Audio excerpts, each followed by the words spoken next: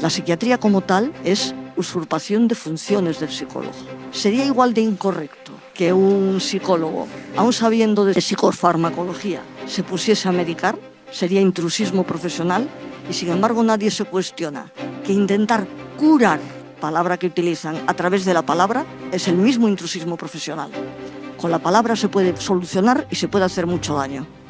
Y eso es un problema. Por tanto, medicina y psicología clínica complementarias hasta cierto punto.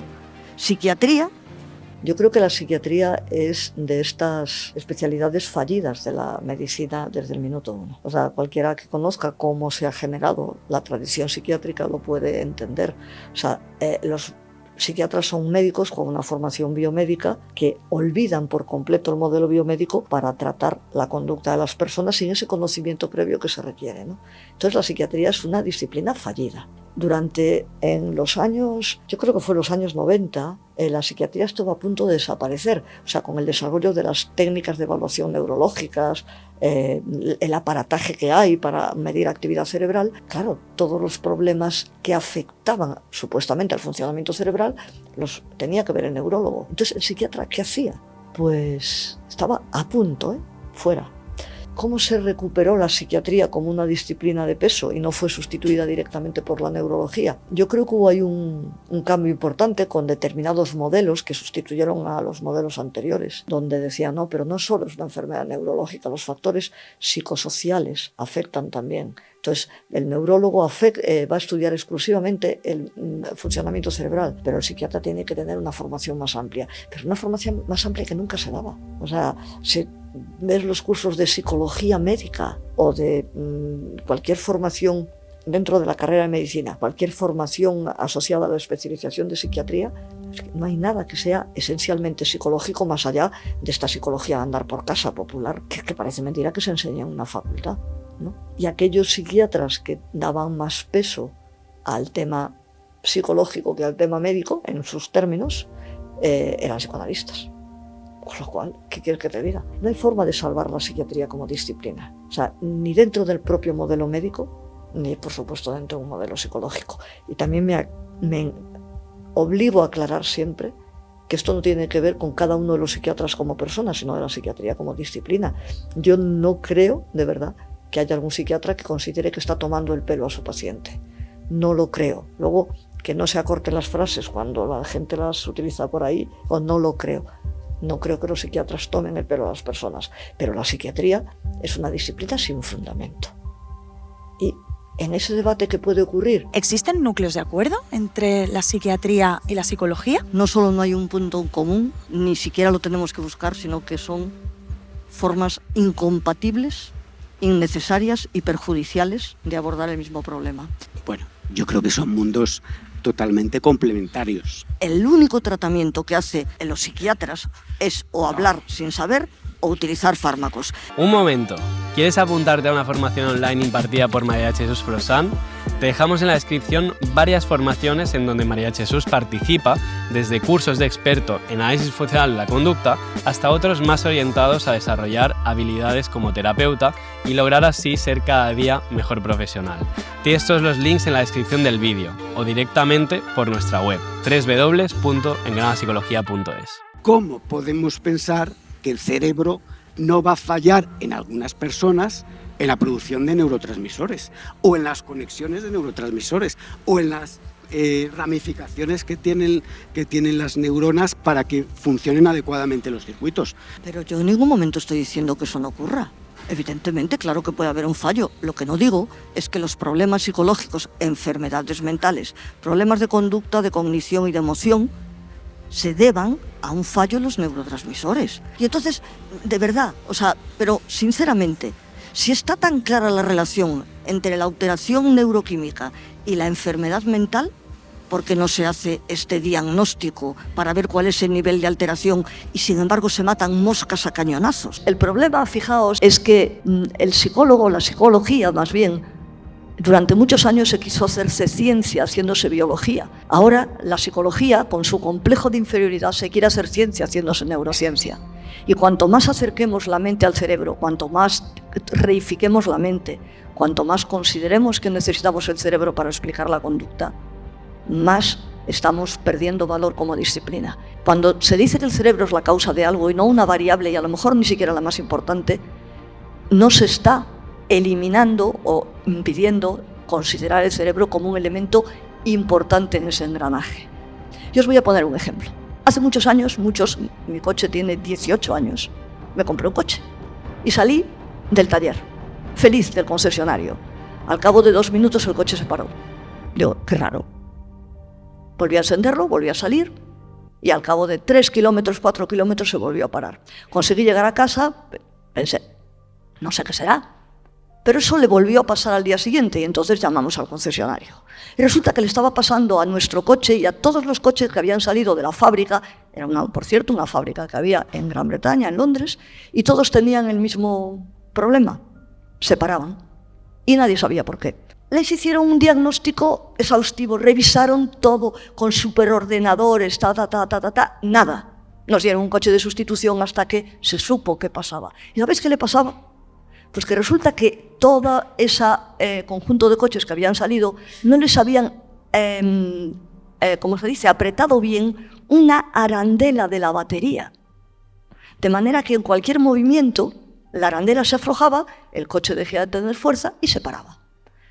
¿Es la arandela la que causa el movimiento del coche? Aunque sin arandela apretada el coche no ande. Problemas psicológicos que no son enfermedades. ¿Por qué no son enfermedades? Porque no cumplen ninguna de las características que tú, que sabes mucho más que yo de eso, has dicho para decir que es una enfermedad. No cumple ninguna.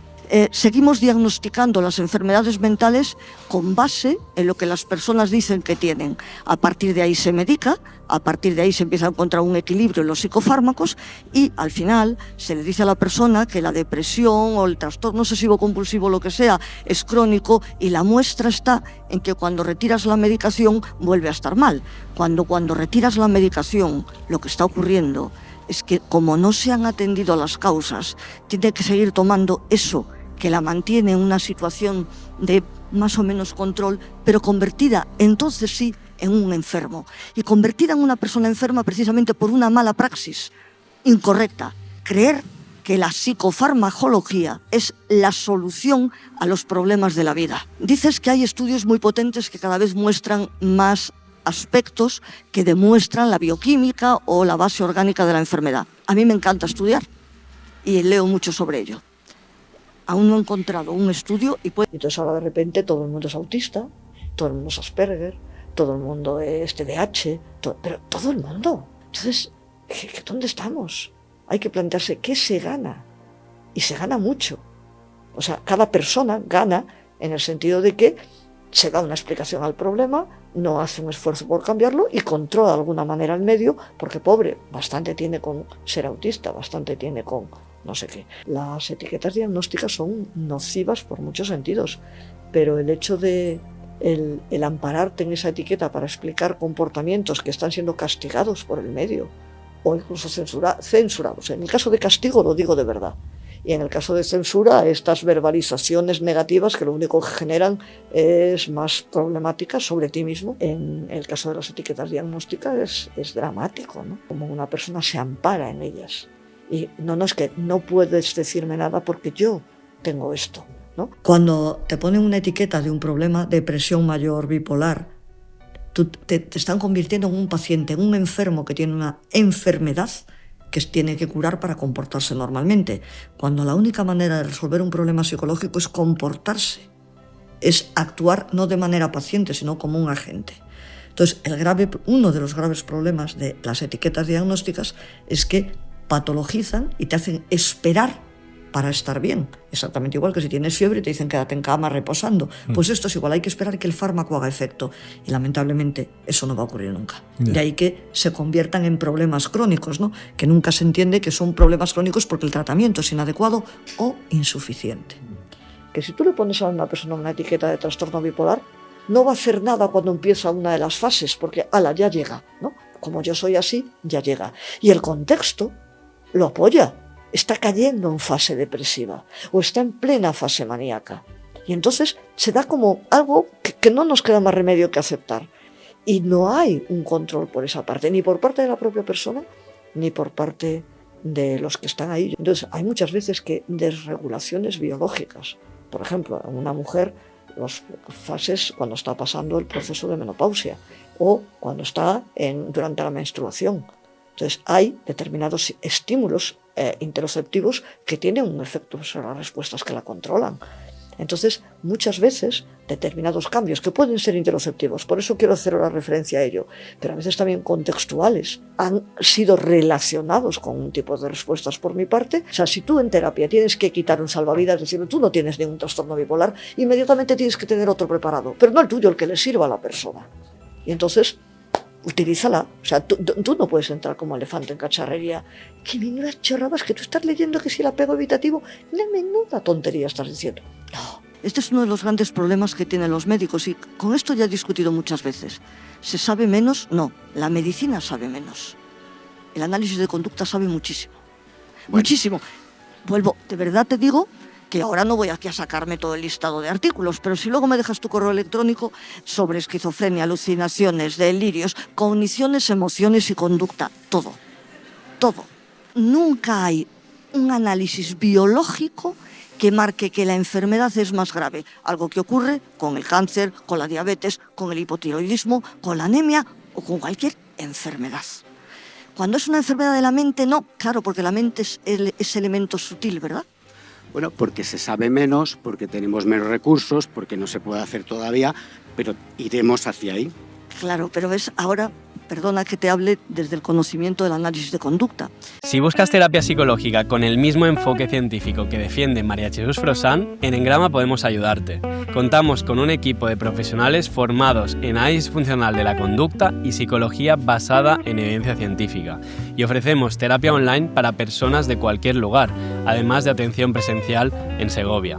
Si quieres más información o reservar una primera cita, tienes todos los detalles en nuestra web www.engramapsicología.es. Normalmente las alucinaciones se entienden como respuestas condicionadas y es muy fácil entender el condicionamiento de una alucinación.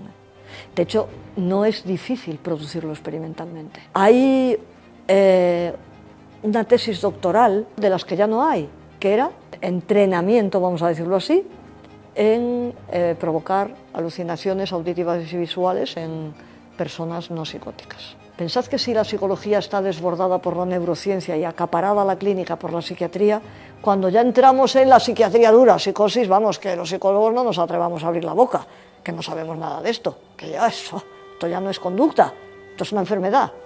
Eso es, o sea, nos callamos. Os vais a dar cuenta que el condicionamiento pavloviano de sonidos o de visiones es muy sencillo y que realmente nosotros en muchísimas ocasiones vemos cosas que no hay y oímos cosas que no existen, pero no le damos importancia. ¿Cuándo le damos importancia? Cuando nos pone la etiqueta de psicóticos. Caramba, si le damos importancia. ¡Ay, creí oír un golpe! ¿Nunca hicisteis esto? O me pareció ver una sombra. ¿Qué es esto? No me digáis el cerebro que funciona mal, no. Os explico. Y aquí es donde vemos precisamente el delirio como una conducta operante clarísima. No tiene, por supuesto, nada de patológico, no tiene nada de mental, pero también es sobre todo instrumental. Nos sirve en distintas situaciones, porque si una cosa tiene las etiquetas de este tipo de etiquetas psiquiátricas, es que la persona deja de ser autónoma para ser enferma, para depender de algo, y entonces su conducta está controlada por el contexto. No hay nada que pueda ser autorregulado. ¿Lo entendéis? Y eso es uno de los grandes problemas. La pregunta que nos podemos hacer es, si la viésemos al inicio a todas las personas, ¿podríamos controlar la conducta delirante? Pues es una duda que nos queda. En principio sí. Pero el problema de los delirios no es la forma que tienen tan llamativa, tan peculiar, tan aparentemente anormal, tan extraña. No es eso. El problema es que lo recibimos después de años de internamientos, limitaciones, medicación y todo tipo de intervenciones que anulan cualquier resto de esta historia que necesitamos para intervenir en el momento actual. La mayoría, en una gran parte de las ocasiones, los delirios sí aparecen asociados a una forma de escape de una situación compleja, enormemente exigente, la persona se ve desbordada, o asociado también al uso de determinadas sustancias, igual que las alucinaciones. Entonces, cuando hay un brote psicótico determinado asociado al consumo, ¿no? O sea, ahí se identifica perfectamente cuál es el detonante. Normalmente estas personas que tienen este tipo de problemas no se psiquiatrizan, no se patologizan, porque como está la causa tan identificada, ha sido el consumo de una droga. Sin embargo, cuando aparecen aparentemente porque sí, entonces se atribuye algún tipo de desequilibrio neuroquímico que se aborda con psicofármacos, pero se atribuye. Normalmente, aquellas personas que llegan en momentos muy tempranos de la aparición de estas primeras conductas, se suele controlar bastante bien, evidentemente, insisto, cada caso es único, se puede encontrar perfectamente cuáles son las variables detonantes y cuando se tiene acceso a su control, entonces el problema se reduce o desaparece. Hay casos publicados, casos conocidos, ya no que se publiquen en revistas científicas, sino en libros de casos, etcétera, donde se pueden encontrar ejemplos y ejemplos del manejo comportamental de este tipo de problemáticas. Tradicionalmente, los delirios se han estudiado como conductas operantes, instrumentales, y las alucinaciones, tanto visuales como auditivas, como respuestas condicionadas. Y cuando se inducen experimentalmente, para inducir alucinaciones se utilizan procedimientos pavlovianos y para inducir delirios, procedimientos operantes. O sea, el delirio, lo que pasa es que si yo me declaro analista de conducta, no puedo hacer una teoría general del delirio que no sea individualizada. Entonces estoy hablando de cómo aparecen este tipo de respuestas o cómo se pueden mantener. Una chica que fue a hacer un máster con unas prácticas al otro lado del mundo, unas condiciones que le contaron que no eran las que eran, y que empezó con una conducta, un delirio de persecución, que se encerró en la casa en la que estaba.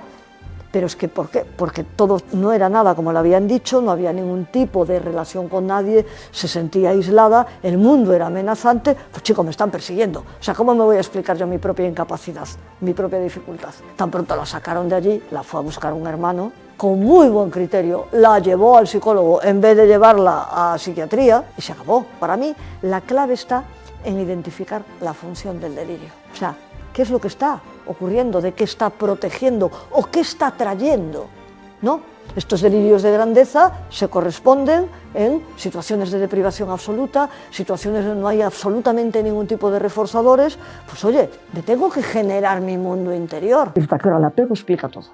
Y si además al apego le pones un adjetivo, es que todavía eres más fino haciendo la explicación. Y es una barbaridad. O sea, las clasificaciones morfológicas, y mucho peor las morfológicas que se convierten en explicativas, son la antítesis de la psicología científica. O sea, yo no las considero. O sea, te lo digo de verdad. O sea, yo empiezo a leer algo sobre apego, es que ni siquiera me paso el trabajo de intentar traducirlo. Digo, o sea, que otro pierda el tiempo. ¿Qué problema hay? Pues que cada vez tiene más difusión. Y vivimos en un mundo donde efectivamente la seguridad, el que haya aunque sea ficticia, va asociado a tranquilidad. Entonces, cuando ya hay clasificación y cuando todo tiene un nombre, pues ya todo está claro y nadie se plantea, si no está más claro que antes. No te están diciendo nada. O sea, es una cosa de una claridad para un analista de conducta meridiana. No tiene nada que ver ni con neurotransmisores ni con nada de nada. Tiene que ver con coste de respuesta. Cuando una persona que tiene un problema de depresión, estos pensamientos recurrentes de no vale para nada, nunca salté de aquí, mi vida es horrible, soy un desgraciado, nadie me quiere y todo lo que queramos. Después, no hago nada, no tengo ningún elemento que me ayude a salir de aquí, estoy apático, estoy sin ganas. Evidentemente, cuanto más tenga este estado deprimido, más difícil es cualquier cosa, porque el coste de respuesta se incrementa. O sea, no es que la depresión se agudice, es que las condiciones del organismo que favorecen cualquier acción actúan como un lastre. Bueno, se dice que los problemas, una de las causas de los trastornos límites de personalidad es un mal entrenamiento en discriminación de las emociones. De manera que a ti no te han enseñado. Hay un ejemplo que dice que es un padre que un niño dice, tengo hambre. Y dice, no tienes hambre. pues resulta que no le estás enseñando a eso. Estoy enfadado, no puedes estar enfadado porque todo te va bien. Estoy muy triste, no puedes estar triste, ¿me seguís? Entonces no hay esa discriminación.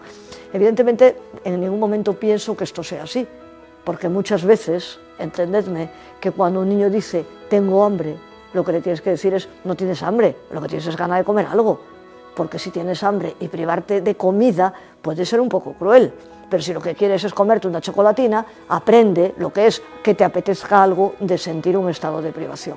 ¿Lo entendéis? Entonces, por defecto decir que el no reforzar la manifestación de estados privados está en la base del TLP, tiene mucha carga. Es que yo estoy hablando con alguien y veo cómo cojo un estilete y me lo clavo en el ojo. O cómo estoy en el borde del metro y me tiro. O como estoy en una ventana y empujo a alguien. ¿Sabéis qué tipo de función suelen, y como siempre no se puede generalizar, suelen tener esos pensamientos? Incluso los pensamientos más extraños, más dañinos, han tenido o tienen una posible funcionalidad identificable. O sea, cuando dices, joder, me meto en la cama y me pongo a llorar, pues a lo mejor no tienes que meterte en la cama y ponerte a llorar. O imagínate una ruptura sentimental, que hoy en día son mucho más complicadas por las redes y todo esto, pero yo era de hasta aquí, cero, no ha existido ningún estímulo que me recuerde, ninguna cosa, instrucciones a todo el mundo, ni me volváis a hablar de fulanito. Entonces todo eso, pues evidentemente ayuda el saber que esta es la manera en la que antes vas a superar algunas cosas, ¿no? El modelo biomédico de los trastornos psicológicos se desarrolló como paralelo al modelo biomédico de los trastornos orgánicos, vamos a decirlo así. Es decir, tú tienes una serie de síntomas y esos síntomas son indicadores que luego se comprueban con pruebas diagnósticas de que hay algo, ¿no? Pues un mal funcionamiento pancreático, una diabetes, un asma, un problema oncológico, el que sea, ¿no? Es decir, los síntomas indican al facultativo por dónde tiene que diagnosticar, qué pruebas tiene que mandar, yo qué sé, pues una radiografía, un TAC, lo que sea, para saber si esos síntomas se corresponden a eso que está alterado. Es decir, los síntomas son una señal de que eso es lo que está mal. Y entonces eso es lo que recibe el nombre, no los síntomas. Los síntomas son el camino. Cuando se desarrolla el modelo psiquiátrico, es decir, se copia el modelo biomédico aplicado a los problemas clínicos, vamos a decir así, se hace lo mismo. Hay una serie de síntomas que responden a un supuesto problema orgánico. Problema orgánico, como antes dije, nunca, jamás se llega a comprobar que existe. Entonces, realmente los síntomas lo que se quedan es en un grupo de respuestas, de señales, pero que no señalan nada. No hay nada detrás, al menos nada comprobable. Y de hecho, el médico, el psiquiatra, nunca lo comprueba. Tú vas al médico de cabecera, es que me siento muy mal, duermo mal, estoy todo el día angustiado, y te da un antidepresivo, partiendo de la base de que esos síntomas están indicando un mal funcionamiento cerebral, que nunca se ha comprobado. Entonces, las etiquetas diagnósticas responden a eso, a un paralelismo del modelo biomédico aplicado a los problemas psicológicos. Paralelismo sin ningún tipo de fundamentación. Y hasta que ahora el apego explica todo. Y si además al apego le pones un adjetivo, es que todavía eres más fino haciendo la explicación. Y es una barbaridad. Desde el momento que utilizamos una palabra para explicar cualquier cosa, eso ya es rechazable, la explicación en sí misma. O sea, las clasificaciones morfológicas, y mucho peor las morfológicas que se convierten en explicativas, son la antítesis de la psicología científica. O sea, yo no las considero. O sea, te lo digo de verdad. O sea, yo empiezo a leer algo sobre apego, es que ni siquiera me paso el trabajo de intentar traducirlo. Digo, o sea, que otro pierda el tiempo. ¿Qué problema hay? Pues que cada vez tienen más difusión. Y vivimos en un mundo donde efectivamente la seguridad, el que haya una, aunque sea ficticia, va asociado a tranquilidad. Entonces, cuando ya hay clasificación y cuando todo tiene un nombre, pues ya todo está claro y nadie se plantea, si no está más claro que antes. No te están diciendo nada, pero creo que es problemático enormemente en el mundo. Entonces, las etiquetas, a medida que se difunden, a medida que la gente las empieza a popularizar, a medida que incluso desde los profesionales de la salud se empiezan a utilizarlas para explicar, pues van haciendo estas sociedades más cómodas, más que se amparan en algo, en lo fácil, y que cada vez se piensa menos en lo que se está haciendo, lo que ¿no? Un proceso de frustración incluso para llegar a algo, ¿no? O sea, si tú en terapia tienes que quitar un salvavidas, es decir, tú no tienes ningún trastorno bipolar, inmediatamente tienes que tener otro preparado, pero no el tuyo, el que le sirva a la persona. Y entonces, utilízala. O sea, tú no puedes entrar como elefante en cacharrería. ¡Qué menudas chorradas que tú estás leyendo que si el apego evitativo! ¡Una menuda tontería estás diciendo! No, nunca. Que la medicina, y no tiene por qué, no sabe de cómo las variables contextuales afectan sobre la persona y cómo la persona, como conjunto de contingencias, con un cerebro que no piensa, sino que le permite pensar. Es la base. Exactamente que es la base de mi movimiento de mano, el tener un esqueleto, pero no es el esqueleto el que me mueve. Entonces, que el cerebro es necesario, fundamental. Exactamente igual que el tornillo de la batería de mi coche que conté aquí en el Psicofest. Que un tornillo flojo en la batería, el coche no andaba. Un milagro, pero no era el tornillo apretado lo que hacía andar el coche. Entonces, ¿por qué no pensamos que, o somos quizás más humildes desde la perspectiva biomédica, consideramos que no hay conocimiento suficiente para abordar las llamadas enfermedades mentales? Nos cuestionamos el dualismo cartesiano del siglo XVII. Pensamos que ni concepto de enfermedad ni concepto de mental, y que el día que haya una identificación de los factores neuroquímicos, cerebrales en general, que están en la base de los problemas psicológicos, todos nos congratularemos, nuestros consultantes, usuarios, pacientes, clientes, los primeros, y utilizaremos ese conocimiento. Pero mientras tanto, no pueden abordarlo desde la psicofarmacología. Yo quiero... Este vídeo ha llevado muchísimo trabajo de investigación, edición y producción. Si te gusta este contenido y quieres apoyar el proyecto Engrama, una forma de hacerlo es a través de contratar nuestros servicios, siempre que alguno sea de tu interés. Ofrecemos terapia online y presencial en Segovia, formaciones en psicología científica, incluyendo cursos para formarte en el enfoque de María Jesús-Frossán, el análisis funcional de la conducta, y también cursos de bienestar psicológico sobre autoestima, ansiedad o fobias. Además, hemos lanzado un máster de emprendimiento para profesionales de la salud, centrado en la gestión, marketing y captación de clientes para ayudarte a desarrollar tu propio proyecto profesional, centrado en cubrir ese vacío que suele existir en la universidad sobre cómo llenar tu agenda como terapeuta. Tienes toda la información en www.engramapsicología.es. El error que se lleva cometiendo durante siglos reside en buscar la solución a los problemas que afectan a la sociedad en la personalidad o en el carácter de las personas que la componen, en vez de hacerlo en el contexto que favorece que se den unas contingencias y no otras.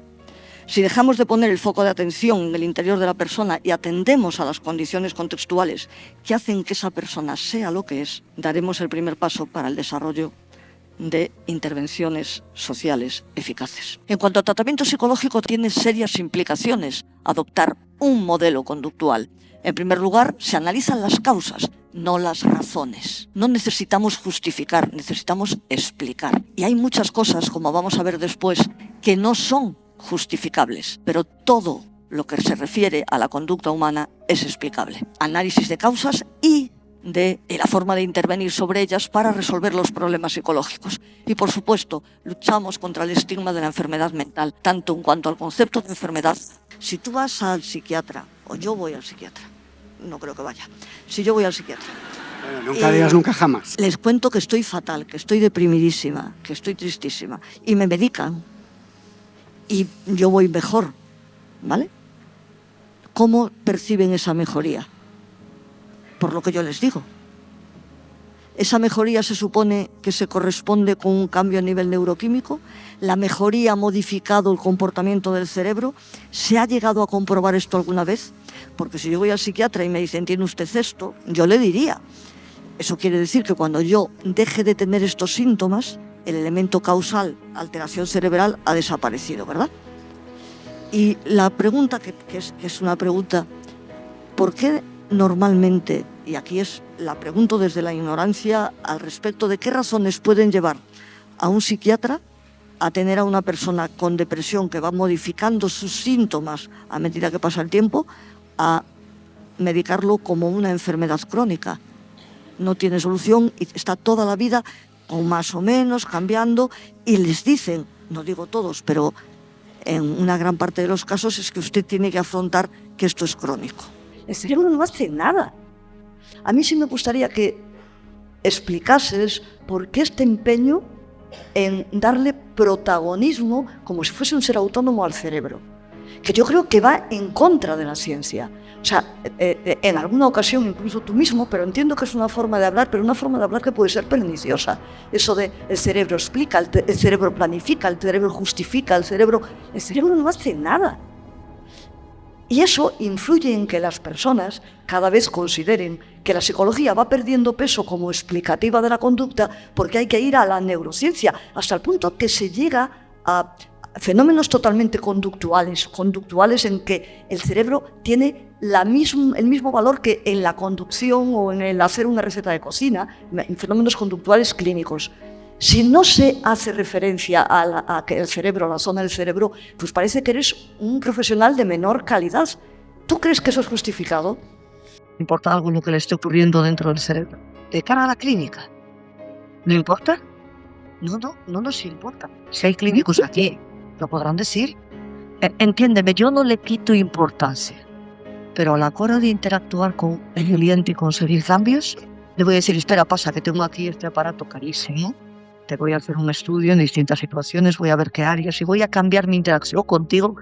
Ojo, que no estoy diciendo que no tenga importancia, estoy diciendo ese carácter aplicado que dices que tiene. Pues no lo puede tener, necesariamente. No lo puede tener. El hecho de que tenga importancia hace que en la clínica, no concluye que en la clínica tenga importancia, simplemente porque es imposible. El propio concepto de enfermedad mental es un concepto desechable. En cuanto a que convierte a la persona en paciente, es estigmatizante y problemático. Una persona no es responsable de su enfermedad, sin embargo sí es responsable de sus problemas psicológicos. Por tanto, la palabra enfermedad es nociva, es perjudicial e implica un tipo de afrontamiento que ya es cuestionable desde el minuto uno. En segundo, la palabra mental, y no voy a repetir los 20 minutos que tuve esta mañana para hablar de lo perjudicial que es el dualismo cartesiano y cómo se quiere hacer ciencia haciendo que el cerebro es el que controla. Yo evidentemente creo que está demostrado que hay enfermedades mentales.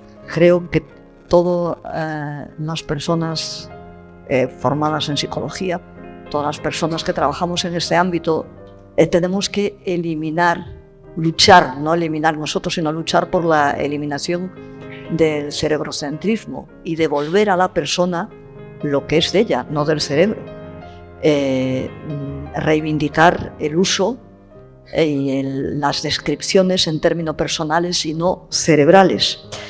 Todas estas funciones que se atribuyen al cerebro, pensar, explicar, planificar, son funciones de la persona con todo lo que significa en cuanto a organismo, conducta y cultura. Vuelvo a repetir lo mismo, no se pueden separar ambos, los tres campos.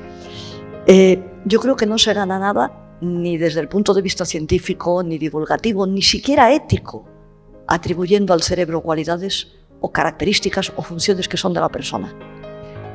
Y voy a leer una frase. La frase es: esta forma de actuar, este cerebrocentrismo, es una forma pseudocientífica, infantilizante, asocial y esterilizada éticamente de entender la vida humana. Pues en contra de la visión popular de la conducta es algo enormemente complejo. De hecho, el estudio de la conducta es el objeto de la psicología, aunque pueda resultar llamativo. Las personas en la calle, y lamentablemente muchos psicólogos, reducen el término conducta a lo que pone el diccionario de la Real Academia, que es una acción de un organismo. Conducta nunca es una acción ni una reacción, es una interacción entre un organismo que se mueve, se comporta en un contexto, un entorno. Entonces la conducta es el fruto de la interacción. O sea, no es ni la acción ni la reacción del organismo, ni la estimulación del entorno, sino el fruto. Hay un ejemplo que se suele poner siempre. Cuando tú dices, hablas de velocidad o de aceleración, es un producto de un desplazamiento, un espacio en un tiempo. Solo eso es la aceleración, no es ni el espacio ni el tiempo, es el producto. Pues la conducta es igual, o sea, la conducta no es una materia, no tiene materia, porque es un producto, una interacción entre un conjunto estimular y un organismo que se comporta. Incluye acciones, pensamientos, reacciones, cogniciones, emociones, o sea, cualquier actividad de un organismo se puede estudiar conductualmente, es decir, se puede estudiar como producto de esa actividad en un contexto específico. Lo que yo niego absolutamente es que los fármacos sean la solución al problema. Por supuesto que creo que hay determinadas cuestiones en la vida que son puntualmente o que requieren puntualmente una intervención farmacológica. Pero insisto, intervención que es como ponerte una tirita cuando tienes una herida. Después hay que curar la herida. Poner tiritas y estar toda la vida con tiritas no es lo bueno. Entonces, no son cosas incompatibles. En algún momento los fármacos pueden ser útiles como forma de empezar el verdadero tratamiento y en otros muchos casos los fármacos son absolutamente inútiles y al revés, enlentecen, dificultan o cronifican el problema psicológico. La terapia psicológica funciona porque a partir de la integración verbal se ponen en marcha los mismos procesos de aprendizaje que te pone la vida para que vivas. No hay ninguna diferencia, con la peculiaridad de que cuando la persona que está haciendo terapia, el terapeuta, sabe lo que está haciendo, esos procesos que van a ocurrir sí o sí, ocurren antes de manera más eficiente. Cuanto más sepas de análisis experimental de la conducta, más puedes utilizar ese conocimiento para favorecer la aparición de tales procesos.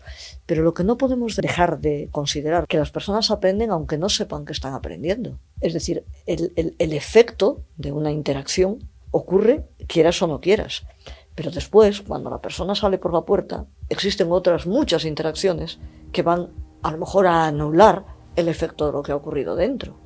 Y entonces siempre está el control de la persona, lo que puede o no puede hacer para cambiar, o lo que quiere esforzarse o no. Las personas desde que hay un momento que entran a terapia empiezan a cambiar. O sea, el hecho de estar en terapia provoca un cambio. Para que ese cambio se consolide, tienen que ocurrir otra vez una serie de procesos que permiten que el control del terapeuta dentro se traslade fuera. Y esto también es de sobra conocido. Precisamente en el curso al que hace referencia de análisis funcional avanzado se habla mucho de eso, ¿no? De el puente entre el dentro y el fuera, ¿no?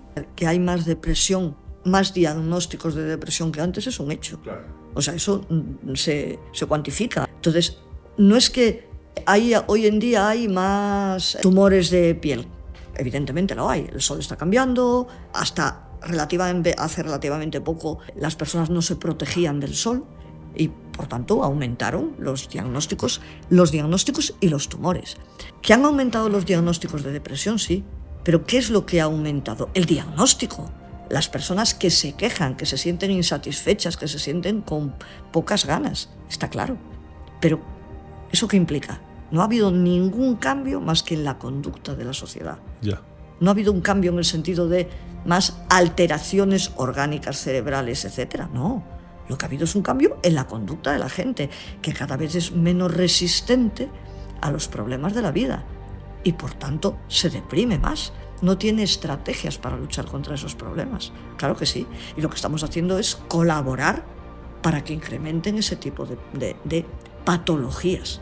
De patologías en el sentido de diagnósticos pero no hay ninguna alteración que va más allá. ¿Dónde está el diagnóstico de la alteración de los neurotransmisores antes de empezar a medicar? A ver, eso hoy en día se hace en proyectos de investigación porque son muy caros. Con el pobre paciente que llama a tu puerta y dice, tengo depresión, toma, ahí vamos a hacer el cóctel. Lo primero que he dicho es que estamos todavía en una fase preliminar de ese tipo de medidas, porque son caras, porque no hay máquinas suficientes, porque se conoce parcialmente, pero evidentemente se ha correlacionado alteraciones de niveles de neurotransmisores. Una amiga mía hizo la tesis doctoral en niveles de serotonina periféricos en sangre y cuadros depresivos. Le pinchaban, lo enviaban al laboratorio y en función de los niveles que tenían, pues sabían si iban a ir mejor o peor con un antidepresivo, con otro, etcétera. O sea, eso se sabe parcialmente. Sí, pero yo no digo que no, pero tú estoy segura de que lo sabes porque eres doctor en medicina,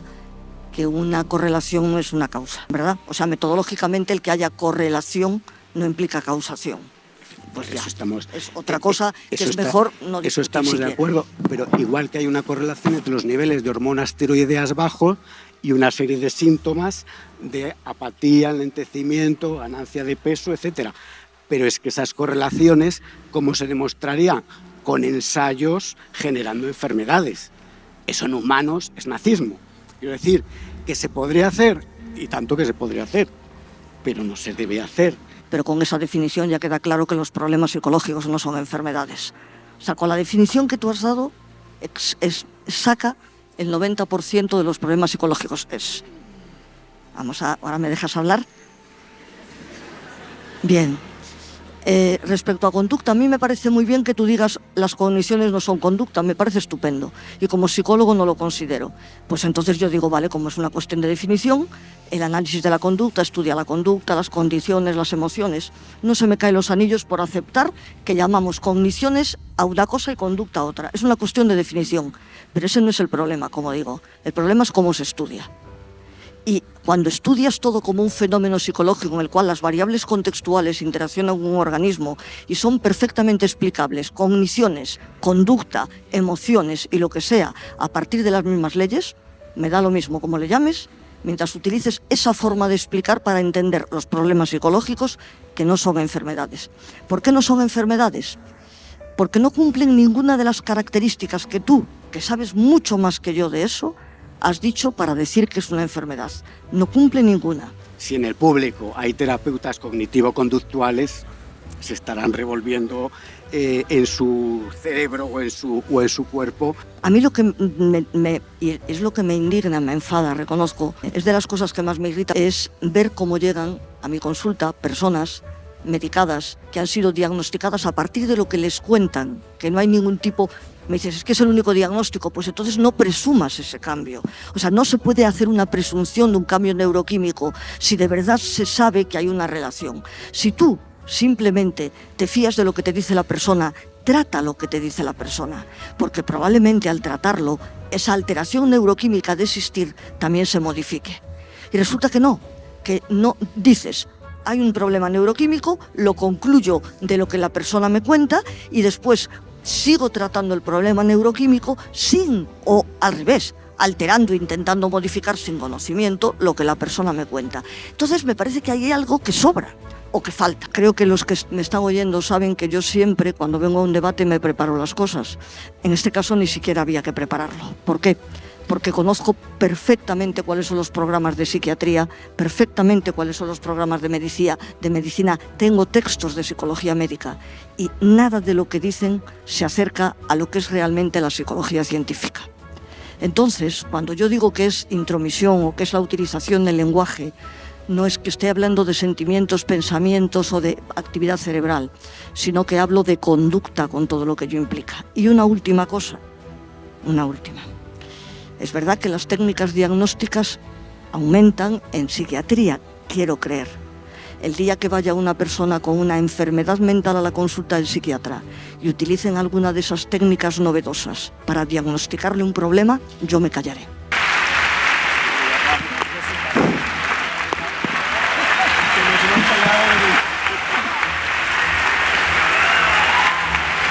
Esperamos que hayas disfrutado del vídeo. Si te ha gustado, déjanos un like y cuéntanos en comentarios qué momento o intervención de María Jesús Frossán te ha parecido más interesante.